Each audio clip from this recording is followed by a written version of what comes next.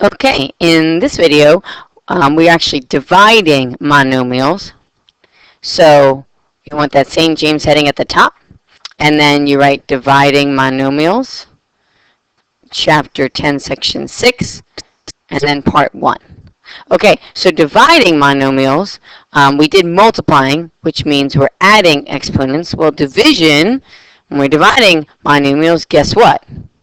We're going to subtract exponents. So, from a previous video, we learned that exponents are used to show repeated multiplication. Again, this is going to be important when figuring out division, believe it or not. So yes, write all this down. So then we'll use this fact to learn how to divide monomials. So here's the rule, okay? Quotient of powers, that's involving division. Obviously, quotient means division. So to divide powers with the same base, you subtract their exponents. Let me give you some examples here. So remember one thing that's important, it has to be the same base. You do 5 divided by 5. You're not going to do 5 divided by 6. Okay, so same base is very important.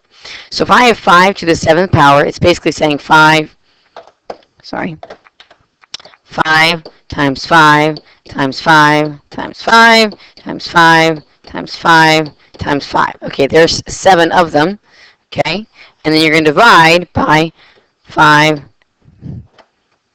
Okay, 5 times 5 times 5 times 5 by 4 of them. And what I've shown you to do for simple solutions and in 5th grade, I showed you just to cancel out. Just like you would if you're dividing 10 by 10, you would cancel out or cancel out the zeros. Same thing, you cancel out those numbers that are same top and bottom. And what leaves you, it leaves you with what's left, 5 to the 3rd power. So a mathematician learned that if you subtract 7 minus 4, you get 3. Well, then that means what's left is 5 to the 7th over 5 to the 4th. Really, the answer is 5 to the 3rd. And we proved that right there with 5 times 5 times 5. So it'd be 25 times 5. Okay, giving you 125. So that's how you're just subtracting exponents. So when you divide, and as long as it's the same base, remember it has to be the same base. As long as it's the same base, you can just subtract the exponents and leave it in exponential form. Okay, so now we're going to divide and then express using exponents. Express using exponents. Write directions down because you will see them in your workbook and then you'll know what to do. Okay, so we'll practice some examples. 4 to the 8th over 4 to the 2nd. Again, that just means we're subtracting, so we're going to do 4 to the 8th. And you're going to subtract, and I like to write it like this. It's basically 4 to the 8th minus 4 to the 2nd, and that gives us 4 to the 6th. You just subtract the exponents. Subtract the exponents. All right, another example. N, we'll use a variable, n to the 9th minus n to the 4th. So you write it again, you're writing n, and then 9 minus 4 gives you n to the 5th. You're just subtracting the exponents, okay? And you leave it in its simplest form. Let's try another one. X to the 10th divided by x to the 7th. Okay, so again, x to the 10th minus the 7 gives us x, oops, not 10, that's for sure. X to the what? To the 3rd. Again, I'm going to try to pause. Remember, I'm going to try to remind myself to pause so that you can try to do the answer yourself first.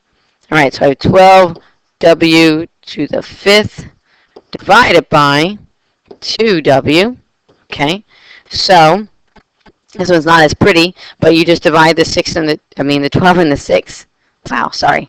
You divide the 12 and the 2, and you get 6w. You'll subtract those exponents, 5 minus the 1 that's hidden there. 5 minus 1 is 4. So you get 6w to the 4th power. Okay, 6w to the 4th power. Okay, next one. 6 to the 9th divided by 6 to the negative 3. Here's where you have to be careful. It's 6 to the 9th minus a negative 3. Minus a negative. Pay attention. Minus a negative. That becomes 6 to the ninth plus 3, giving you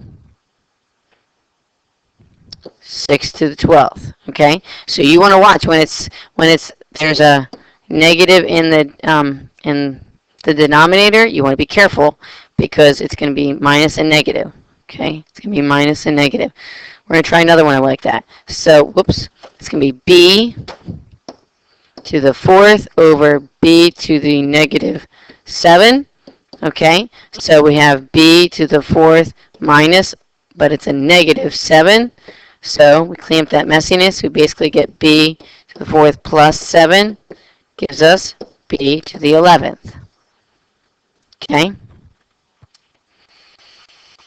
and then we have 11 to the negative 8 over 11 to the negative 2. Here's something to watch out for. We have 11 to the negative 8 minus a negative 2. We have lots of negatives everywhere. Okay, so it's 11, negative 8 plus 2. That plant the messiness changes to plus 2. So then we have negative 8 plus 2 gives us 11 to the negative 6. Integers will be with you all year. So please, please get a hold of them now. Understand them better now. Okay. Let's try some, just kick it up a little bit more and make it just a little bit more complicated. Okay. I'm looking for some that are extra fun. Make it extra challenging. Okay, so we're going to do 15x to the 8th. That's supposed to be an 8. It's a horrible looking 8. Let's try that again. 8.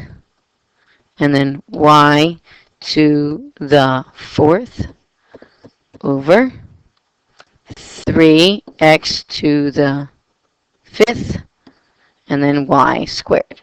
Okay, so we're going to cancel things out or subtract things when it comes to our exponents. Exponents you subtract. For the 15 and the 3, you're going to just divide. So it's 15 divided by 3. That's 5. So it's 5. And then it's x, what's 8 minus, I'll write it out, 8 minus 5. And then you'll have y, 4 minus 2. So then we get 5, x to the 3rd, y is 4 minus 2 is 2. Okay, so it looks really complicated at first, that x to the 8th and y to the 4th over x to the 5th. Don't let it intimidate you. It's actually not as complicated as it looks. It's actually not as complicated as it looks, okay? All right, problem for next class.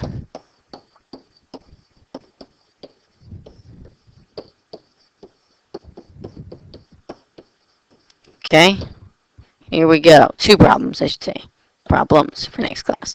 2 problems. So we have x to the 6th times y to the 14th over x to the 4th times y to the 9th. Okay, we have that problem, and then we have a second problem we're going to tackle. We're going to tackle 6 to the 3rd times 6 to the 6th times 6 to the 4th. Okay, all divided by 6 squared times 6 cubed times 6 to the 4th. Okay, have those done before you get to me, and I will see you next class.